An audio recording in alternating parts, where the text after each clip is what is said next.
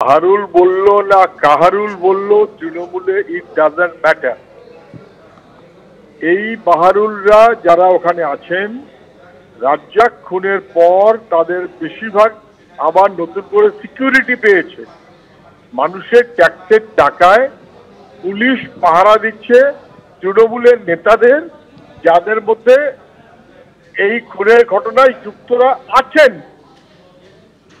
এখন একটা এমন কাণ্ড দাঁড়িয়েছে পশ্চিমবাংলায়, মানুষ সব টের পেলে হতবাক হয়ে যাবেন যে প্রতিদিন ঘটনা ঘটছে।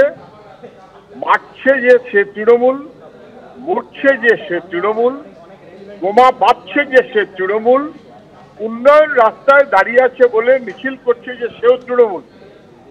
এখানে খুন হয়েছে তৃণমূল, খুন করেছে তৃণমূল, এবং তার প্রতিবাদ করবে যে সেটাও তৃণমূল, এবং তারপরে চাকরি দেবার ব্যবস্থা করবে তৃণমূলকে কে, সেটাও তৃণমূল, এবং তারপরে সেই তৃণমূলের নেতাদেরকে মরুক আর মারুক, যেদিকেই থাকুক না কেন তাদের সিকিউরিটি দেবে, সেটাও কার্যত সরকারের ব্যবস্থাপনা।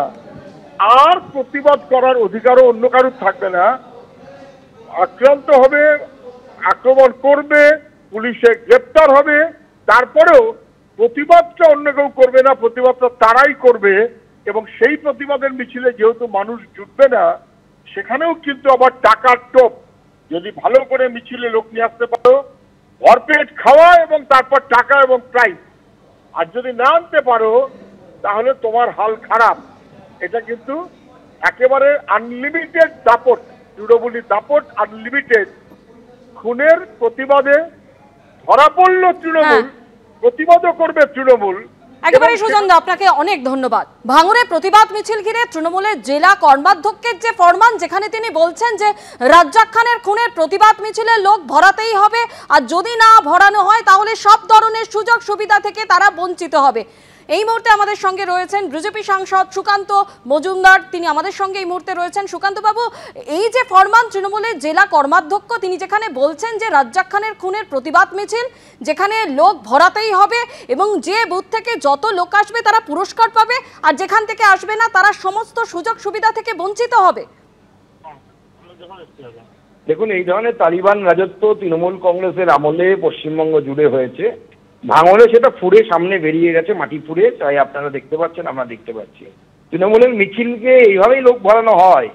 তৃণমূলের মিছিলে এইভাবেই লোক আসে যে আমাদের বিভিন্ন সামাজিক প্রকল্প, যে প্রকল্পগুলো কোনোটি কেন্দ্র সরকারের, কোনোটি রাজ্য সরকারের, সেই সামাজিক প্রকল্পের যারা লাভার্থী আমরা বলি, অর্থাৎ যারা সুযোগটা পেয়েছেন সামাজিক প্রকল্পের, সেই সুযোগের পরিপ্রেক্ষিতে তাদেরকে বলা হয় যে এই সুযোগ যদি আপনি কন্টিনিউ করতে চান তাহলে পরে আপনাকে মিছিলে আসতে হবে তৃণমূল কংগ্রেসের।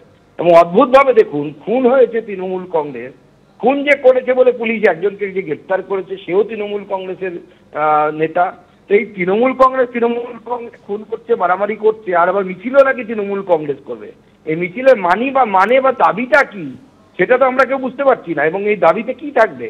এবং এই ধরনের তালিবানি শাসন জোগাড় করে তৃণমূল কংগ্রেস চাইছে গোটা রাজ্যে তাদের জিম্মি করতে, এবং এইভাবে সাধারণ মানুষের উপর অত্যাচার করে তারা ক্ষমতায় টিকে থাকতে চাইছে। কিন্তু সেই আশায় বালি, আর বেশি দিন সেই আশা রাখার দরকার নেই। 26-এ তৃণমূল কংগ্রেসকে বাংলার জনতায় ফরমান দিয়ে ক্ষমতা থেকে সরিয়ে দেবে, চেয়ার থেকে সরিয়ে দেবে।